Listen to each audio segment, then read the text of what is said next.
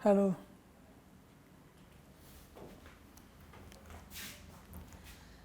Hello friends, नमस्कार। मैं कृष्णा मुरारी आप सभी को परीक्षा मेनिया में फिर से एक बार हार्दिक स्वागत अभिनंदन करता हूं दोस्त।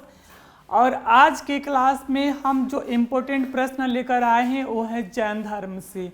यानी जैन धर्म से आपके जो एग्ज़ाम में क्लास में पूछे जाते हैं, आपके एग्ज़ाम में जो पूछे जाते हैं, इनमें से एक ऐसा प्रश्न कहीं ना कहीं से पूछ देता है कि इनकी जन्म हुआ था तो कहाँ हुआ था, इनकी मृत्यु कब हुई थी, इनकी जो पुत्री थी उनका नाम क्या था, या इनके बचपन का नाम क्या था, या इनकी पत्नी का नाम पूछ देता है।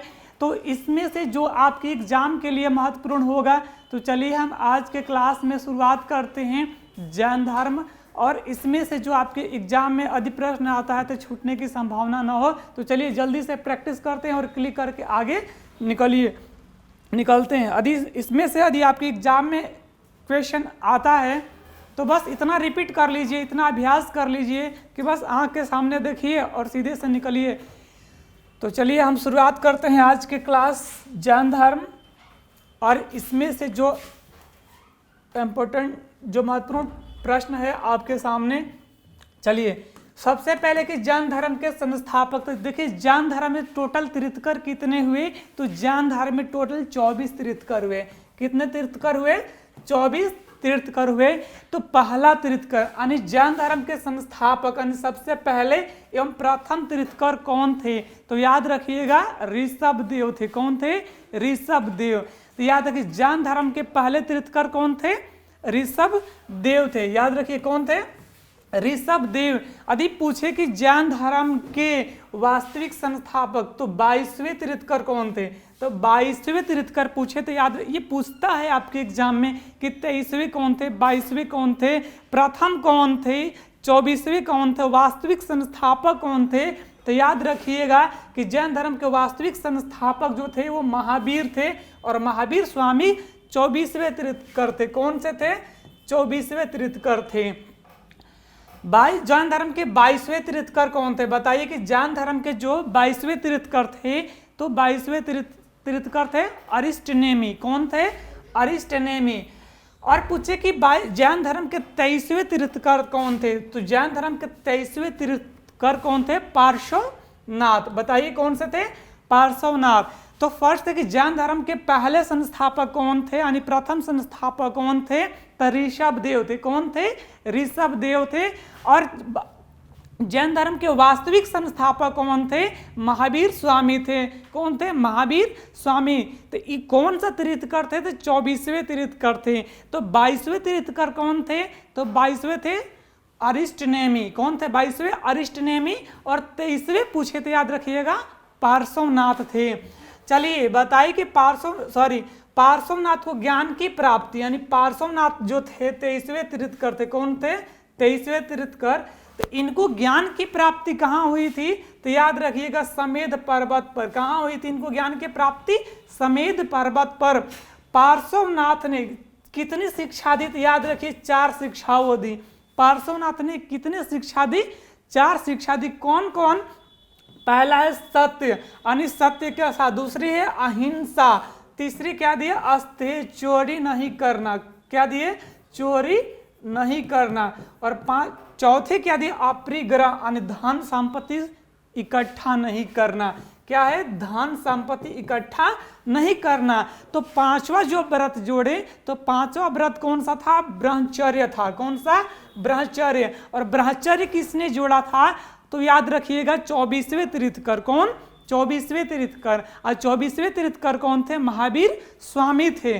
तो कौन थे? महावीर स्वामी। तो याद रखिएगा कि जैन धर्म में जो 5वां जो शिक्षा थी तो वो थे ब्रह्मचर्य। और ब्रह्मचर्य किसने जोड़ा था, तो याद रखिएगा महावीर स्वामी ने। तो जब फिर से आपके पूछता है एग्जाम में, बताइएगा कि जैन धर्म के अंतिम तीर्थकर कौन थे? जैन धर्म के अंतिम तीर्थकर कौन थे, तो याद रखिएगा महावीर स्वामी थे। कौन? महावीर स्वामी थे। चलते हैं अगले। बताइएगा कि महावीर स्वामी यानी इनकी, देखिए इनकी पत्नी का नाम पहले है यशोदा। इनकी पत्नी का नाम क्या था? यशोदा। और महावीर स्वामी का जन्म कहाँ हुआ था, यानी इनका जन्म हुआ था कुंडग्राम में। महावीर स्वामी का जन्म कहाँ हुआ था? कुंडग्राम में। कब हुआ था? 599 में। कब हुआ था? 599 में। लेकिन यदि आपके एग्जाम में 540 ईसा पूर्व पूछे तो ये भी ध्यान रखिएगा, क्योंकि बहुत सारे किताब में दिया, कहीं 540 भी दिया है। यदि इनकी मृत्यु की बात करें तो इनकी मृत्यु कहाँ हुई थी? पावापुरी में। इनकी मृत्यु कहाँ हुई थी? पावापुरी में। तो याद रखिएगा दूसरा में कि 427 ईसा पूर्व में हुआ था। कब? 427 ईसा पूर्व में। लेकिन आपका कभी एनसीईआरटी जब देखिएगा तो उसमें आपको 599 और 468 ईसा पूर्व भी दिया हुआ है। तो इस चीज़ को आप ध्यान रखिएगा, ये अकॉर्डिंग टू एग्जाम के अनुसार आपका डिपेंड करता है। ठीक है, तो कौन सा पूछा गया, 599 की 540? तो बताइएगा कि महावीर स्वामी की मृत्यु कहाँ हुई थी? तो याद रखिएगा पावापुरी में हुआ था। कहाँ हुई थी? राजगीर के निकट पावापुरी में हुआ था। कब हुआ था? तो 468 ईसा पूर्व में हुआ था। कब हुआ था? तो 468 ईसा पूर्व में हुआ था। महावीर स्वामी जो हैं किस राजघराने में पैदा हुए थे, यानी किस कुल से संबंधित थे? तो याद रखिएगा क्षत्रिय कुल से संबंधित थे। महावीर स्वामी जो है किस कुल से संबंधित थे? क्षत्रिय कुल से संबंधित थे। इनके पिता का नाम क्या था? महावीर स्वामी जो थे इनके पिता का नाम क्या था? तो महावीर स्वामी के पिता का नाम था सिद्धार्थ। क्या नाम था? सिद्धार्थ, जो ज्ञात्रिक कुल से संबंधित थे। किस कुल से संबंधित थे? ज्ञात्रिक कुल से संबंधित थे। इनकी माता का नाम क्या है? बताइए कि महावीर के माता का नाम क्या था? तो याद रखिएगा त्रिशला था। महावीर के माता का नाम क्या था? त्रिशला। जो किस कुल से संबंधित थी? तो याद रखिएगा लिच्छवी कुल से, यानी लिच्छवी गणराज्य की महारानी थी। कौन? त्रिशला। तो महावीर स्वामी के माता का नाम क्या था? त्रिशला। याद रखिएगा महावीर स्वामी का पुत्री हुई थी, यानी इनके जो पत्नी थी तो पत्नी के नाम क्या था? याद रखिएगा यशोदा। क्या नाम था? यशोदा। तो इनकी जो पुत्री थी, इनका पुत्री का नाम क्या था? तो याद रखिएगा अनोजा या आपके फिर प्रियदर्शनी। इनके जो पुत्री थी, इनका पुत्री का नाम क्या था? तो याद रखिएगा प्रियदर्शनी। और महावीर स्वामी को ज्ञान की प्राप्ति, तो महावीर स्वामी को ज्ञान की प्राप्ति कब हुई थी? तो याद रखिएगा जंभिका ग्राम में। किस ग्राम में? जंभिका ग्राम में। किस नदी के किनारे? ऋजुपालिका नदी। किस नदी किनारे? ऋजुपालिका नदी के तट पर। किस वृक्ष के नीचे? तो साल वृक्ष के नीचे। किस वर्ष के अवस्था में? तो ये 30 साल के अवस्था में घर त्याग दिए थे। इतना ध्यान रखिएगा। चलिए चलते हैं हम अगले प्रश्न में कि जैन धर्म में पूर्ण ज्ञान, यानी जैन धर्म में यदि ज्ञान की प्राप्ति हो जाती है तो उस ज्ञान को क्या कहा जाता था? तो याद रखिएगा कैवल्य कहा जाता था। यानी जैन धर्म में ज्ञान की प्राप्ति को क्या कहा जाता था? कैवल्य। और एक बात बता देते हैं, जो जैन है वो किस शब्द से बना है? वो जिन शब्द से बना है। जैन शब्द जो है किस शब्द से बना है? जिन शब्द से बना है। यदि आपके एग्जाम में यदि आता है कि जैन जो है किस शब्द से बना है? जिन शब्द से बना है। और जिन शब्द के मतलब क्या होता है? तो याद रखिएगा विजेता। क्या होता है? विजेता। यानी कौन सा विजेता? जो अपने मन को जीत लेता है, यानी जो अपने मन पर कंट्रोल कर लेता है उसको बोलते हैं मन। यानी जो अपने मन को, अपनी इंद्रियों को बस में कर लेता है वो विजय, तो उसको बोलते हैं विजेता। तो याद रखिएगा कि जैन जो है जिन शब्द से बना है और जिन जो है शब्द से बना, और इसका मतलब होता है विजेता, यानी जो अपने मन को, अपनी इंद्रियों को बस में कर लेता है। अगला बताइए कि महावीर प्रथम ने उपदेश दिए थे, तो ये सबसे पहले उपदेश कहाँ दिए? तो याद रखिएगा राजगीर में दिए थे। कहाँ दिए थे? राजगीर में। और राजगीर कहाँ स्थित है? तो याद रखिएगा बिहार में। कहाँ है? बिहार में। चलिए, और इनके प्रथम जब इन्होंने ज्ञान की प्राप्ति हो गई तो किसी न किसी को शिष्य बनाए होंगे ना, तो बताइए कि इनका प्रथम शिष्य कौन था? तो याद रखिएगा इन्हीं के दामाद थे। कौन? जमाली। याद रखिए किसको इनका प्रथम शिष्य कौन थे? जमाली, यानी जमाली इनका दामाद थे।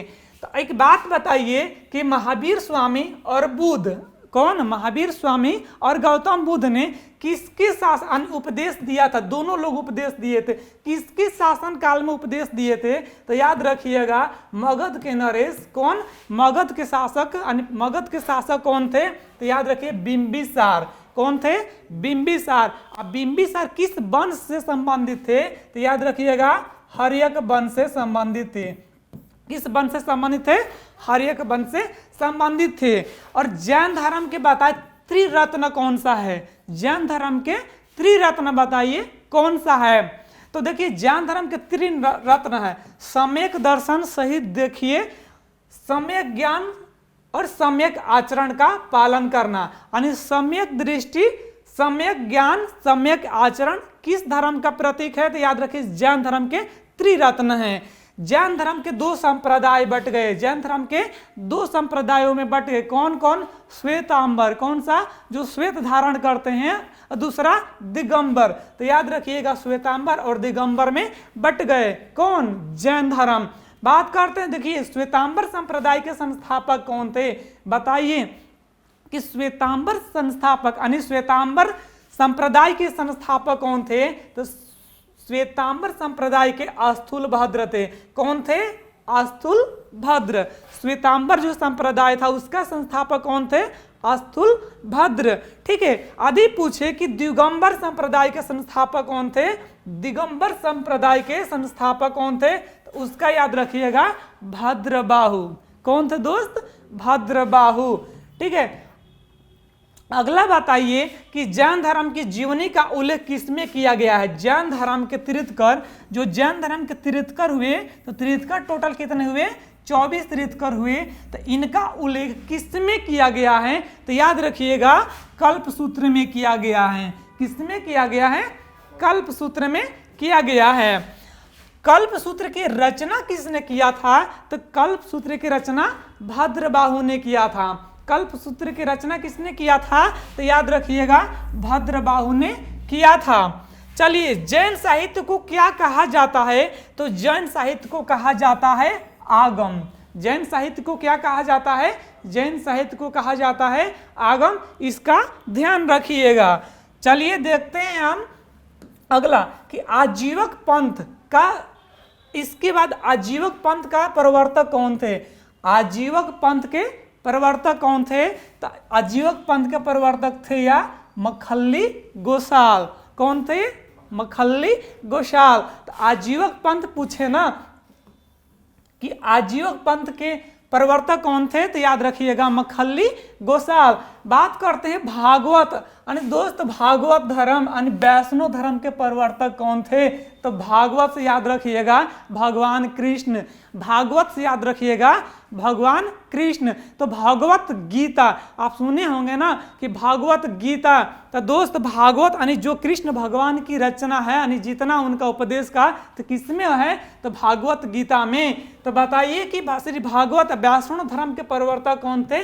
कृष्ण थे। श्रीमद् भागवत गीता लिखी गई थी बताइए तो किस भाषा में लिखी गई थी? संस्कृत में, तमिल में, तो बहुत सारी भाषाओं में आज के समय में लिखा गया है, लेकिन पहली तो लिखा गया मूल रूप से संस्कृत में लिखा गया है।